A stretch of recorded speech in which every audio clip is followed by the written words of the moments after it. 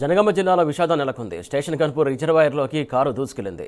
చిలుపూరు మండలం దేశాయి తండా సమీపంలో కారు పల్టీలు కొట్టి పడింది. కారు డ్రైవింగ్ చేసినటువంటి భూక్య పవన్ మృతి చెందాడు. అద్దాలు పగలడంతో ధరావత్ చరణం బయటపడ్డాడు. అతన్ని ఆసుపత్రికి తరలించి చికిత్స అందిస్తున్నారు.